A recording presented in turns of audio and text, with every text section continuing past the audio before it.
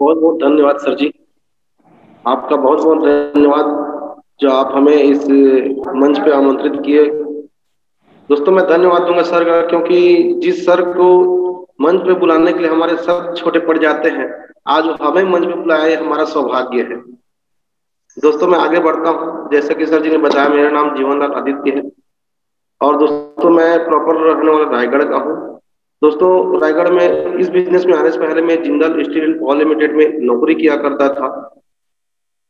दोस्तों आज से लगभग 7 साल पहले ये बिजनेस मुझे मिला। मैं स्क्रीन शेयर के साथ आपको बताना चाहूंगा। Thank you sir. सबसे पहले मित्रों आप सभी का स्वागत है। जैसा कि सर जी बताया, मैं जिंदल स्टील पावर लिमिटेड में नौकरी किया करता था।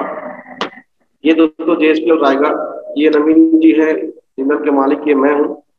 मेरा फोटो है। मैं जेएसपी नौकरी करता था, उसी बीच मुझे इस बिजनेस को देखने का मौका मिला। दोस्तों हाल में जाकर देखा था इस बिजनेस को।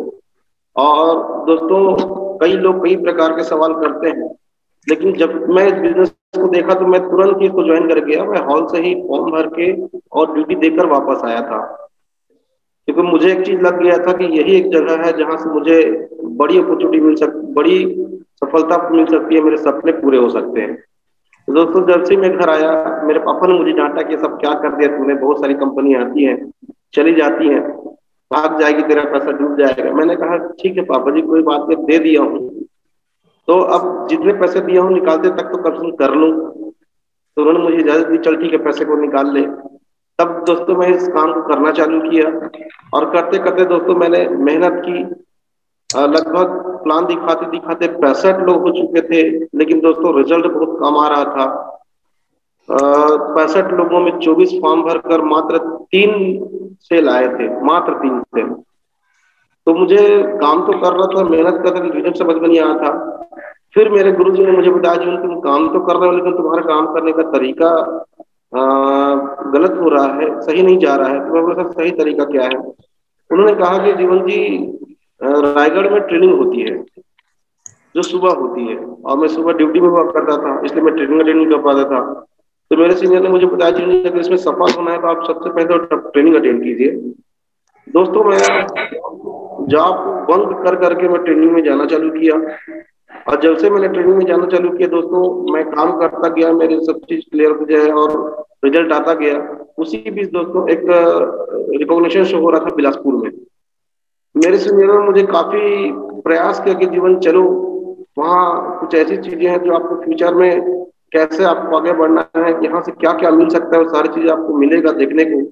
और जिनको आप वीडियो में देखते हो ऐसे लीडरों को आपको मिलेगा देखने का, हाँ, लाइव में। लेकिन दोस्तों मैं अपनी नौकरी छोड़कर आना नहीं चाह रहा था, क्योंकि एक दिन का नुकसान हो जाता। आप समझ सकते हैं आप लोग भी इस चीजों को। लेकिन दोस्तों धन्यवाद मेरे सीनियर का जिन्होंने मुझे कन्विंस किया, और फाइनली मैं उस शो में आया। जब शो में आया तो देखा दोस्तों मैंने कि हमारे आम लोग उस स्टेज पे जा रहे थे, सम्मान पा रहे थे। मेरे सीनियर भी जिसने मुझे बुलाया था उनको भी सम्मानित किया गया उनके अचीवमेंट के लिए। तब मुझे समझ में आया दोस्तों कि नहीं, ये बिजनेस सिर्फ पैसा नहीं है, पैसे के साथ साथ यहाँ इज्जत मान सम्मान बहुत कुछ है। और मुझे उस दिन लगा कि नहीं यार, मुझे भी वो सम्मान चाहिए जो मुझे मेरे सीनियर को मिला था। दोस्तों बहुत उत्साह के साथ मैंने वो प्रोग्राम देखा, और रास्ते में जाते जाते मुझे एक ही चीज समझ में आ रही थी कि अब मुझे वो स्टेज चाहिए जिस स्टेज को मेरे सीनियर को मिला है, उनको सम्मान मिला है। और दोस्तों जाने के बाद मैंने दिन दिन में ड्यूटी किया था सुबह 8 से रात के 8 बजे तक, लेकिन रात रात में मैंने काम करना चालू किया। और दोस्तों रात रात में काम करके मैं इस बिजनेस को डेवलप किया, और दोस्तों मेरी सिल्वर शिफ्ट हो गई। सिल्वर शिफ्ट के बाद दोस्तों एक ऑफर आया था, उसमें मैंने गोवा क्वालिफाई किया था। अब पहली बार मुझे गोवा जाने का मौका मिला। वहां जब गया तो मैं सारे जितने सीनियर, जितने यहाँ पर लीडर, मिस्टर संजय कटो sir, mister Chandresh Chaturvedi sir, mister Manoj Soni sir, और भी ढेर सारे डायमंड से मिला। तो वहां से चीज और ज्ञान आया कि दोस्तों जीवन जिंदगी जीनी कैसे है। यहाँ सिर्फ पैसे नहीं मिलते, इज्जत मान सम्मान मिलते हैं, और ऊपर से जिंदगी कैसे जीना है इसका भी हमको वहां पर ज्ञान मिलता है। दोस्तों वहां से आने के बाद मैंने पूरी तरह मेहनत किया, और मेहनत करने के बाद दोस्तों मुझे शो हुआ, उसमें गोल्ड शिप का रिकॉग्निशन मिला। दोस्तों मेरा सिल्वर शिप जब से था, कोई प्रोग्राम नहीं हुआ था, और प्रोग्राम होते तक मैं गोल्ड शिप अचीव कर चुका था। गोल्ड शिप अचीव किया दोस्तों, वहां से मेरा सम्मान हुआ। और वहां से मैंने फिर से आया और अपना टारगेट सेट किया और काम करना चालू किया। दोस्तों काम करते करते मैं काफी, उस बार बूट कैंप के ऑफर आते थे 20 पेयर में, उसको अचीव करता था। नैनीताल, जिम कार्बेट, मनाली, शिमला, बहुत सारे ऐसे मैंने बूट कैंप क्वालिफाई किए और बूट कैंप किए। वहां से आने के बाद दोस्तों मैंने फिर से एक अपना पार्टनरशिप का टारगेट बनाया और जबलपुर में एक शो हुआ जहां मुझे पार्टनरशिप का सम्मान मिला। दोस्तों वहां पर सम्मान मिलने के बाद वहां से वापस आया तो एक ऑफर मिला था दोस्तों, जिसमें बैंकॉक का भी टूर था सिस्टम की तरह जो दिया जाता है। दोस्तों उसमें 120 पेयर में मैं पर्ल में जब था, मुझे 120 पेयर में वो ऑफर मिला था। दोस्तों मैंने उसमें 120 पेयर में मैंने क्वालिफाई किया दोस्तों बैंकॉक, और कंपनी का भी ऑफर था जिसमें 140 पेयर था, मैंने उसको भी क्वालिफाई किया। और दोस्तों मैं बैंकॉक गया, बैंकॉक गया, ये मेरा पासपोर्ट देखिए। बैंकॉक में वहां पर एक चीज और समझ में आया कि जो बड़े लोग होते हैं, जो अमीर लोग होते हैं, वो क्या करते हैं, वो बड़ी मेहनत करते हैं, पैसा कमाते हैं और साल में 4-6 महीने 8 महीने काम करते हैं और 2-3 महीने एंजॉय करते हैं। दोस्तों जिंदगी वहां पे एक बार समझ में आई कि बड़ा विजन एक और क्लियर हुआ। वहां से आने के बाद भी दोस्तों बहुत मेहनत किया, बहुत मेहनत किया। फिर से मैंने बिलासपुर में एक शो हुआ धूम, इसमें दोस्तों मुझे रिकॉग्निशन मिला। हाँ सर दोस्तों, एक चीज बताना चाहूंगा मैं, गोल्ड और पर्ल के बीच में, गोल्ड और पर्ल के बीच में अपनी जो 20,000 की सैलरी थी, जिसमें 9 साल मैंने नौकरी किया था, उस 20,000 की सैलरी वाले जॉब को मैं क्विट कर दिया और as a full time career आया और मैं बिलासपुर में आके काम करने लगा। दोस्तों बिलासपुर में काम करते हुए मैंने बैंकॉक अचीव किया, पर्लशिप अचीव किया, और उसके बाद मैं बैंकॉक से वापस आया। उसके बाद दोस्तों मैंने टोपाजशिप हासिल की, और टोपाजशिप के बाद में बहुत सारे ऐसे बूट कैंप्स आए और बहुत सारे टारगेट आए, मैं खुद अचीव करता चला गया और अपने डाउनलाइन में भी अचीव कराता चला गया। दोस्तों यही मेरा वो था कि मैं टोपाज से एमराल्डशिप लगभग 13 महीने में मैंने एमराल्डशिप अचीव कर ली थी। ये दोस्तों मैंने जो टोपाज और एमराल्ड के बीच में जो हमने बूट कैंप गए, बहुत सारे जगह गए, शिमला, मनाली और बहुत सारे जगह, जयपुर भी जाने का मौका मिला और मेरा एमराल्डशिप हुआ। दोस्तों दुर्ग में एक शो हुआ था लक्ष्य, उस लक्ष्य से में मेरा दोस्तों एमराल्डशिप हुआ था सन 2017 में। दोस्तों एमराल्डशिप मैंने सिर्फ और सिर्फ 13 महीने में हासिल कर ली थी टोपाज के बाद में, और ये मेरा रिकॉग्निशन शो है दोस्तों। उसके बाद वहां से आने के बाद में दोस्तों एक और बूट कैंप हम लोग गए थे हिमाचल प्रदेश के दौरान।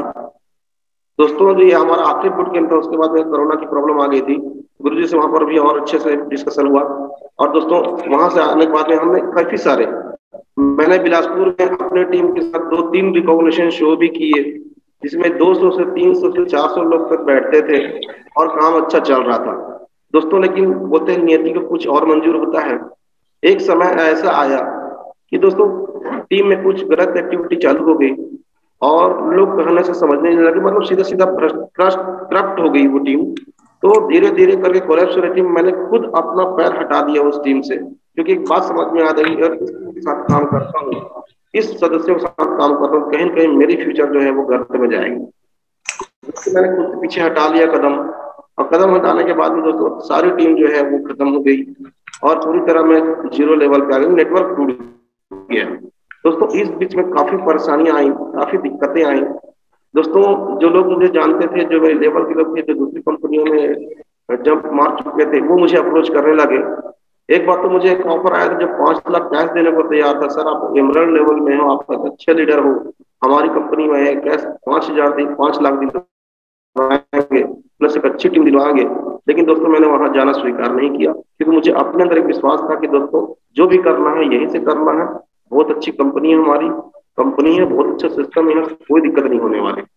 दोस्तों उसी बीच में जब मैं पूरी तरह खत्म हो गया था, मेरे करियर खत्म होने वाला था, उसी बीच में मेरे गुरुजी मिस्टर मनोज सोनी सर ने मेरा हाथ थामा। उन्होंने कहा कि जीवन जी आप हमारे पुराने साथी हो। दोस्तों उन्होंने मुझे हाथ थामा, सहारा दिया और मुझे वापस इस फील्ड में लाए। और दोस्तों फील्ड में जब एक बार मौका मिला दोस्तों, मेगा शो सौभाग्य, दोस्तों मैं वहां अकेला गया था, क्योंकि जबलपुर की टीम, मेरा टीम जबलपुर और में भी चल रहा था, एमपी में भी चल रहा था, वहां की भी काफी टीम करप्ट हो चुकी थी, वहां की भी काफी मुश्किलात हो गई थी। दोस्तों मैं अकेला गया था इस मेगा शो में, लेकिन वहां देखा जो 30-30 हजार लोग कार्य कर रहे हैं। मेरे गुरुजी वहां खड़े थे, मिस्टर सोनी सर, उन्होंने मुझे ताकत दिया था। वहां पर जितने भी देखे मैंने, मेरे अंदर एक और ताकत आई कि यार इतने लोग कर सकते हैं तो मैं भी कर सकता हूँ। इतने लोग कर रहे हैं, मैं अकेला कहाँ हूँ। मेरे गुरुजी मेरे साथ है, मेरी कंपनी मेरे साथ है। तो दोस्तों मैं वहां से काम करना चालू किया, दिक्कतें आई, लॉकडाउन हुआ, फिर उसके बाद फिर से काम करना चालू किया और धीरे धीरे काम करना चालू किया। दोस्तों अभी हमारे गुरु मिस्टर मनोज सोनी सर भी बिलासपुर में आकर हमें हेल्प किए। दोस्तों इसी का नतीजा है कि 2 महीने के अंदर हमारे 2 ब्रांड न्यू ब्राउन्ज आए हैं, मिस्टर अंकुश सराफ जी और मिस्टर दिनेश सुरकांत जी। दोस्तों इन लोगों के साथ में भी मैं बिजनेस कर रहा हूँ और आगे में और बहुत अच्छे से हम करते चले जाएंगे। दोस्तों मेगा से बहुत बड़ा हमारा कारण हुआ बचने का और हमारे गुरु जी। दोस्तों मेरी अगर टारगेट की बात करूं तो 5 महीने के अंदर मेरी टारगेट है रूबी सिप कंप्लीट करने का। और दोस्तों रूबी सिप के बाद अगला 5 अप्रैल 2023 को दोस्तों मेरा टारगेट है डायमंड सिप हासिल करने का। ये तो रही दोस्तों मेरी छोटी सी जर्नी। अब आगे बताना चाहूंगा कि मैं यहाँ तक पहुंचा कैसे, क्या किया, कैसे किया, मैं आपको जरूर बताना चाहूंगा और आपको क्या करना चाहिए। दोस्तों सबसे पहली बात तो हमें होना चाहिए मेगा शो। देखो दोस्तों मैंने जो बताया अपनी जर्नी से, मेगा शो का बहुत बड़ा हाथ है। अगर मेगा शोज में अटेंड नहीं कर तो शायद मैं यहाँ पर नहीं होता, क्योंकि इस मेगा शो हमें गर्व भी हासिल कराता है, हमें विश्वास भी दिलाता है, हमें अपनी फ्यूचर दिखाता है, अपने सीनियरों को की जर्नी को दिखाता है। दोस्तों मैं अगर उस दिन छोटा सा रिकॉग्निशन से बिलासपुर में अटेंड नहीं किया होता, शायद मुझे उस स्टेज की भूख नहीं होती और मैं शायद दोबारा उस काम को ज्यादातर मेहनत से नहीं कर पाता। करते करते दोस्तों यहाँ तक आ गया। सब चीज होने के बाद में फिर से खत्म हो चुका था, मेरा करियर ही खत्म हो चुका था। फिर से मुझे मौका मिला एक मेगा शो सौभाग्य देखने का।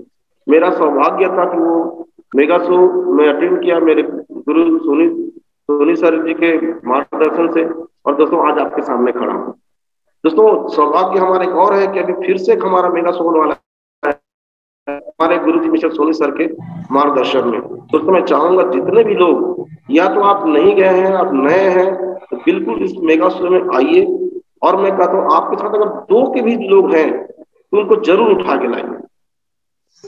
अगर आपके साथ 2 लोग भी हैं तो उनको जरूर उठा के लाइए। अगर कोई नहीं है तो आप स्वयं आइए, क्योंकि मेरी इतनी बड़ी टीम नहीं खत्म होने के बावजूद भी मैं अकेला गया था।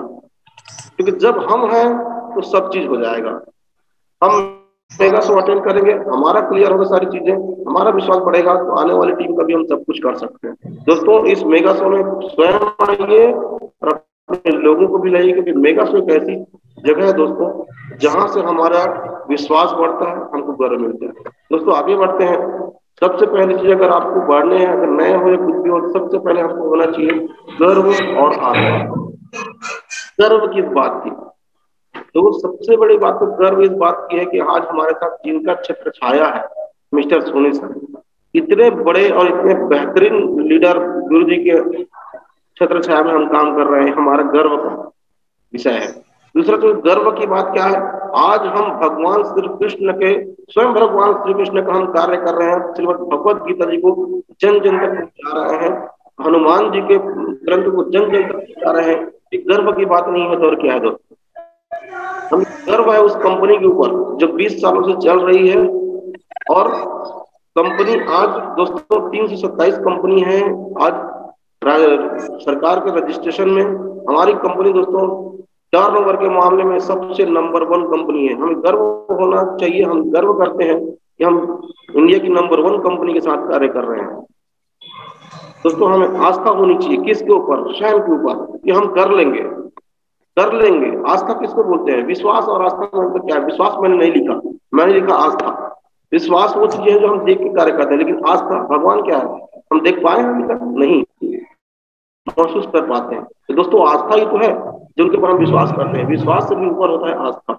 बिल्कुल हम अपने सीनियर पर आस्था होनी चाहिए, हमारी इस कंपनी पर हमको आस्था होनी चाहिए, क्योंकि 20 साल से चलती हुई कंपनी इतने लाखों करोड़ों लोगों की जिंदगी बना चुका है। दोस्तों सोच के देखिए, कुछ लोग तो क्या क्या करके पैसा नहीं कमा रहे हैं। हमें गर्व होना चाहिए कि हम भगवान श्री कृष्ण का कार्य, भगवान हनुमान जी का कार्य करके पैसा कमा रहे हैं और अपनी जिंदगी में सारे सपने पूरे करते जा रहे हैं। तो मैं तो यही बोलूंगा दोस्तों, बिल्कुल आपको गर्व होना चाहिए कि जो कार्य कर रहे हैं उस पर। बहुत लोगों को संकोच होता है कि सर मैं कैसे करूँ इस काम को, कैसे लोगों को बोलूं। कुछ लोग नास्तिक है, कुछ लोग आस्तिक है, कुछ लोग धर्म में कोई नहीं देंगे, फर्क नहीं पड़ता। आपको गर्व होना चाहिए जिस काम को करते हो आप। हम कोई गलत कार्य नहीं कर रहे हैं। लोग तो आतंकवादी भी कर रहे हैं, चोरी कर रहे हैं, डकैती कर रहे हैं, उनको अपने काम में शर्म नहीं आ रही है, तो हमें क्यों आनी चाहिए। चाहे किसी भी धर्म का हो, हमको इसको प्रचार करना चाहिए और करेंगे। बिल्कुल दोस्तों, आपको आपको गर्व होना चाहिए, अपने ऊपर, सबके ऊपर आस्था होनी चाहिए, अपने ऊपर, कंपनी के ऊपर, सीनियर के ऊपर, सिस्टम के ऊपर। दोस्तों तभी आगे बढ़ पाएंगे। आगे अगर मैं बात करूं तो दोस्तों, बात एक आप अपने एक मार्गदर्शन चाहिए। जब आप इस बिजनेस में या फिर इस संस्था में नए आते हैं, इस गुरुकुल में नए आते हैं, आपको अपने एक सलाहकार चुननी चाहिए। यहाँ पर लिखा है हमारा सलाहकार कौन है, ये बहुत महत्वपूर्ण है, क्योंकि दुर्योधन शकुनी से एक सलाह लेता था और अर्जुन श्री कृष्ण से। तो दोस्तों, आपको सलाहकार है कौन है, बहुत मायने रखता है आपकी सफलता को लेकर। दोस्तों, आप जानते हो बहुत सारे सीनियर हैं आपके और बड़े लीडरों के बीच में। कुछ ऐसे लोग भी होते हैं जो नेगेटिव बातें करते हैं, दूसरी कंपनी ज्यादा बोलते हैं, यहाँ समस्या बताते हैं, इतनी बड़ी कंपनी है, पैसा ज्यादा है, महंगा है। इन सब चीजों को छोड़कर अगर आप उस सीनियर के हाथ थामो जो हर चीज में पॉजिटिव बात करता है, हर बार आपको सही रास्ता दिखाता है, दोस्तों अगर ऐसे लीडर को आप चिनते हो, ऐसे लीडर को आप मार्गदर्शक बनाइए, अपना अपना रोल मॉडल चुनिए, जिसकी तरह आप बनना चाहते हैं।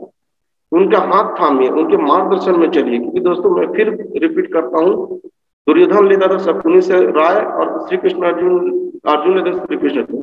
आपका मार्गदर्शक कौन है बहुत मायने रखता है आपकी जिंदगी में, आपकी सफलता को लेकर। दोस्तों मैंने तो चुन लिया है मेरे श्री कृष्ण मिस्टर मनोज सोनी सर को।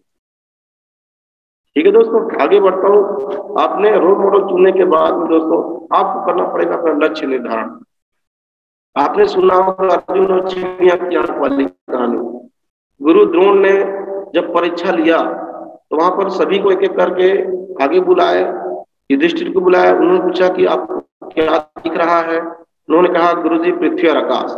उन्होंने हटा दिया। गुरु द्रोण ने बुलाया दुर्योधन को, उन्हें पूछा कि आपको क्या दिख रहा है लक्ष्य में, आपको क्या दिख रहा है लक्ष्य में। उन्होंने कहा गुरुजी पेड़ दिख रहा है तो छुपा हुआ चिड़िया, उसको भी हटा दिया। अश्वत्थामा को बुलाया, उन्होंने पूछा कि गुरुदेव ने पूछा अश्वत्थामा क्या दिख रहा है। उन्होंने कहा गुरुजी आपका चरण और पेड़, उन्होंने हटा दिया। फिर उन्होंने अर्जुन को लाया और अर्जुन को बोले कि अर्जुन आपको क्या दिख रहा है, आपको लक्ष्य क्या दिख रहा है।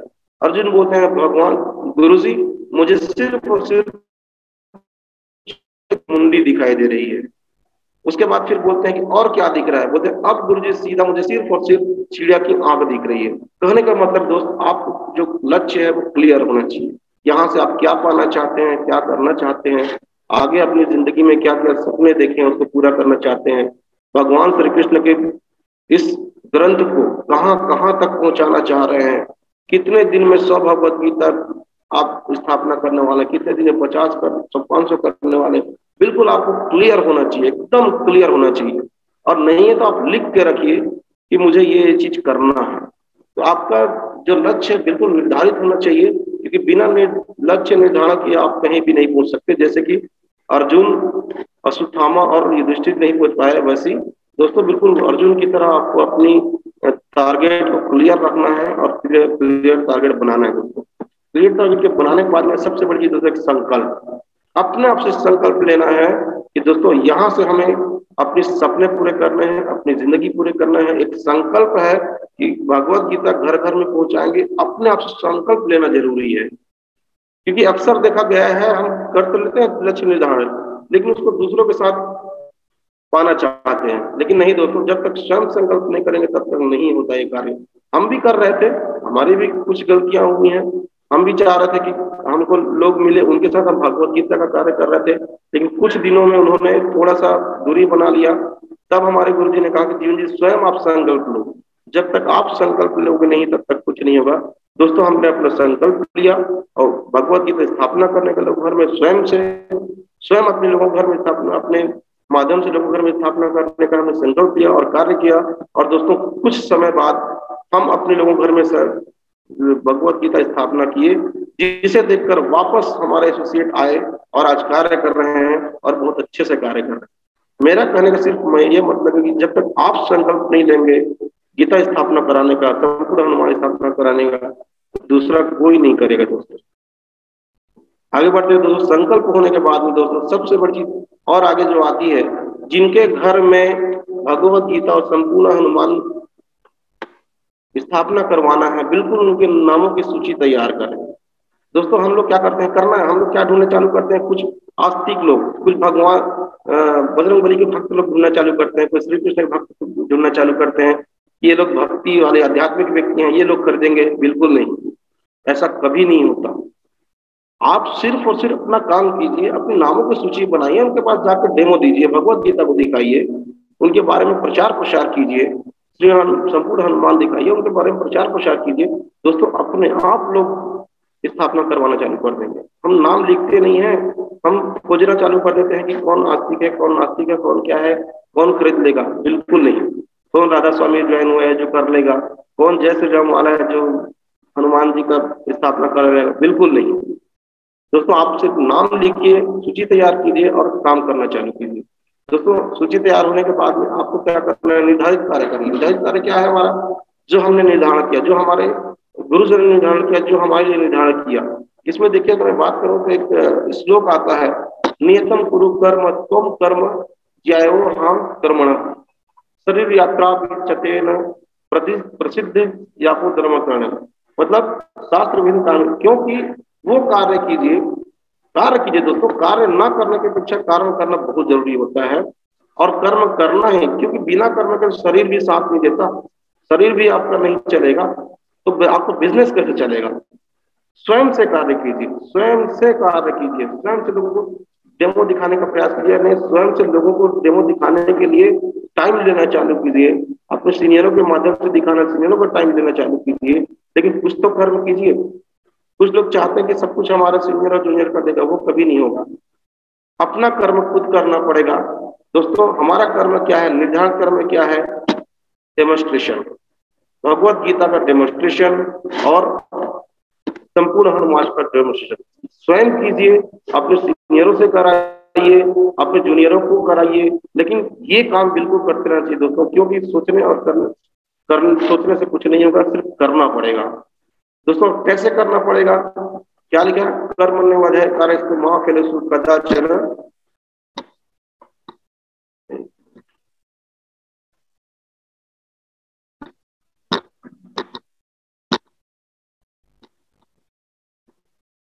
यहाँ क्या लिखा है, कर्मण्यवाधिकार माँ फलेषु कदाचन माँ कर्म फल हेतु गुरुआ ते संगोस्तवी कर्मणि। दोस्तों कर्म पर आपका अधिकार नहीं है, तो कर्म पर ही आपका अधिकार है, फलों पर नहीं। यही सोच के करना है क्या, कि दोस्तों सिर्फ करना है demo demo demo demo demo demo demo demo, सिर्फ प्रचार प्रसार प्रचार प्रसार प्रचार प्रसार भगवत गीता और संपूर्ण हनुमान का। हमको ये नहीं देखना है कि कौन स्थापना कराएगा कि नहीं कराएगा। कोई बोलता है कि मैं अपने मम्मी पापा को पूछ लेता हूँ, वो कराएंगे। बिल्कुल नहीं, आप अपना काम करते रहिए, डेमो देते रहिए, स्वयं देते रहिए, अपने सीनियर से दिलवाते रहिए, अपने जूनियरों को, अपने जो आपके डाउनलाइन में जो है उनको बोलिए डेमो दिखाते रहिए। सिर्फ demo demo demo demo demo demo demo demo. बिल्कुल हमको ये नहीं सोचना है कि कौन स्थापना करेगा कि नहीं करेगा। हमको सिर्फ क्या करना है, डेमो दिखाना है, डेमो दिखाना है, डेमो दिखाना है, डेमो दिखाना है, डेमो दिखाना है, डेमो दिखाना है, डेमो दिखाना है, ओनली डेमो दिखाना। दोस्तों डेमो दिखाने के बाद में क्या होता है, फॉलोअप करना। फॉलोअप करना संकल्प वगैरह के लिए और स्थापना करने के लिए। हम लोग कई बार क्या करते हैं, एक बार किसी ने कह दिया कि मेरे घर में बूढ़ी अम्मा है, उसको पूछ लेता हूँ, वो अगर उनको जरूरत होगी तो हम स्थापना करवा लेंगे। अब उसने पूछने का इंतजार करते रहिए, वो कभी नहीं आएगा आपके पास वापस कि हाँ करा दीजिए, बिल्कुल नहीं आएगा। दोस्तों फॉलोअप करिए और करवाइए। दोस्तों देखिए इसमें कुछ लोग स्थापना करवाने आएंगे ग्रंथ का, कुछ लोग यहाँ के प्रोत्साहन राशि के लिए आएंगे, कुछ लोग यहाँ अच्छी जिंदगी में उसके लिए आएंगे, कुछ लोग यहाँ की परमानेंट इनकम के लिए आएंगे, कुछ लोग यहाँ पर दोस्तों इच्छित से कार्य करने आएंगे, बिल्कुल करने आएंगे। आप उनको फॉलो, हम छोड़ देते हैं, नहीं छोड़ना चाहिए। लोगों के घर में जाते रहना चाहिए, फॉलो करते रहना चाहिए, उनको बताना कि हमारा इनकम प्रोत्साहन राशि कैसी आती है, कितनी आती है, बिल्कुल ये चीज करते रहना चाहिए और अपने सीनियर से करवाते रहना चाहिए। दोस्तों अगर मैं बात करूं, फॉलोअप कीजिए, सारी चीजें बताइए उनको, 10 का पहाड़ा बताइए, इनके फ्यूचर बताइए, भगवत गीता पढ़ने से उनकी जिंदगी में क्या बदलाव आ सकता है ये बताइए। सारी चीजें बताने के बाद भी अगर बंदा नहीं मानता है तो यहाँ पर एक अच्छी श्लोक है दोस्तों, अध्याय 3 का श्लोक नंबर 12वां, इष्टान भोंगाही वो देवा दायस्यन्ते यज्ञ भविता तैदर्न प्रदाय भव्यो यो भुक्तेन निस्तेन एव स। इसमें बोला गया है दोनों यज्ञ द्वारा बढ़ाया गया है, देवता तुम लोगों के इच्छित निश्चित इच्छित परिणाम देते हैं, आपको इच्छित वरदान देते हैं, और उसके दिए हुए वरदान को, उपहार को अगर आप वापस देवताओं को दिए बगैर अगर भोगते हैं, स्वयं भोगते हैं, तो वह चोर है। मैं ये नहीं बोल रहा वो चोर बोलिए, लेकिन दोस्तों जरूर बताइए कि आप पूजा पाठ करते हैं जिंदगी में, हे भगवान मुझे आगे बढ़ा दीजिए, मुझे पैसा दीजिए, मुझे करियर दीजिए, मुझे गाड़ी घोड़ा दीजिए, मुझे बंगला दीजिए, और ये सब से और कार्य करते हैं, आप अपना मेहनत करते हैं, और इस सबसे में सबसे प्रसन्न होकर भगवान अगर कुछ देते हैं, आपको सारी चीज देते हैं, तो दोस्तों कुछ अंश तो यहाँ भी लगाना चाहिए आपको, क्योंकि बिना कुछ किए तो कुछ मिलने वाला नहीं है, बिना कुछ दिए कुछ मिलने वाला नहीं है। और दोस्तों याद रखिएगा, अगर ये चीज आपने उनको दिखा दिया ना, कुछ 2 नंबर के पैसे कमाएंगे, अगर लोग कमाएंगे दे ही देंगे, और नहीं तो लोग समझेंगे कि हाँ आज तक जो हमने पाया है वाकई में भगवान की कृपा से हमको आज जो भी मिला है हमको उनकी कृपा से मिला है, तो लोग जरूर आपको स्थापना करवाएंगे। दोस्तों आगे बढ़ते हैं, इन सब चीजों में आप आगे कराइए लोगों की स्थापना, किसकी? भगवत गीता की और संपूर्ण हनुमान की। दोस्तों स्थापना कराने के बाद एक चीज और इन बीचों में बिल्कुल कभी नहीं भूलना चाहिए, हमें करना चाहिए अध्ययन। अध्ययन श्रीमद् भगवत गीता का और संपूर्ण हनुमान का। मुझे इतना भरोसा है दोस्तों कि सेफ शॉप में आने से पहले यहाँ पर बैठे 80% लोग भगवत गीता का ज्ञान नहीं लिए होंगे, मैं भी इसमें से एक हूँ।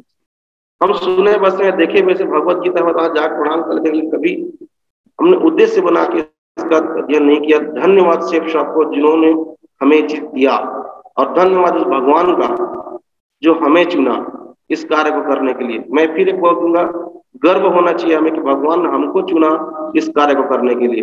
327 कंपनियों में उन्होंने सेफ शॉप को ही क्यों चुना,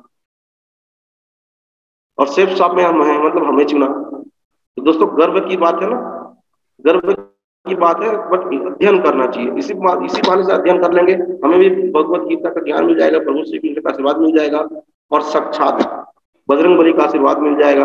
दोस्तों एक चीज और तरह से अध्ययन करना चाहिए कि जिस चीज को आप देने जा रहे हैं लोगों को, उसके बारे में अगर नॉलेज नहीं होगा तो आप क्या बता पाओगे, इसकी गुणवत्ता के बारे में क्या बता पाओगे।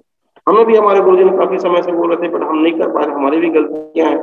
बट दोस्तों जब से समझ में आया हमने भी करना चालू कर दिया है, हम भी पढ़ाई कर रहे हैं। आज जो भी आपके सामने बोल रहा हूँ, ये कुछ न कुछ तैयारियां करने के बाद आपके सामने बैठा हूँ। तो दोस्तों अध्ययन करना बहुत ही जरूरी है, और इसी उद्देश्य से आज हमारा भगवत गीता प्रतियोगिता भी करा जा रहा है कि जो पढ़ने वाले नहीं है, जो अध्ययन कर बोल कर भी थक जा रहे, नहीं पढ़ने वाले हैं, कम से कम वो भी अध्ययन करेंगे। तो दोस्तों बहुत जरूरी है अध्ययन करना, क्योंकि जिस चीज को हम देने जा रहे हैं लोगों को, उसके बारे में अगर नॉलेज नहीं होगा तो हम नहीं दे पाएंगे। अध्ययन करना बहुत जरूरी है दोस्तों। आगे अगर हम बढ़ते हैं तो बताते हैं दोस्तों अब क्या है, क्या लिखा है यहाँ पर, सर्वकर्मण्यापि सदा कुर्वाणो मध्यम प्रयास मध्य प्रसाद दादवो उपनोति शाश्वतम पदम वयम। दोस्तों भगवान श्री कृष्ण जी कहते हैं कि जो कर्म योगी है, जो कर्म करते हुए मेरी शरण में रहता है, मेरी कृपा से रहता है, उनको स्वर्ग प्राप्त होता है।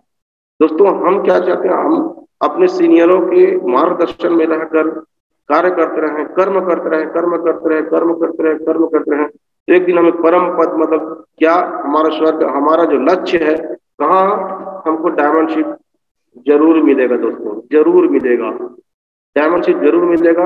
बस उनके आश्रय में रह के, हमारे गुरुजी के आश्रय में रह के हम कार्य कर रहे हैं, और लगातार लगातार लगातार लगातार काम करते रहेंगे, तो हमें जरूर एक दिन डायमंड शिप मिलेगी। जो भगवान श्री कृष्ण में स्वर्ग की उपाधि दी है, वो हमारा जो लक्ष्य प्राप्ति है, वो है हमारा डायमंड शिप, वो हमें जरूर मिलेगा दोस्तों। और मैं तो ये बोलूंगा कि लोग जो हैं दूसरे में काम कर रहे हैं, वो जरूर भगवत गीता में आए।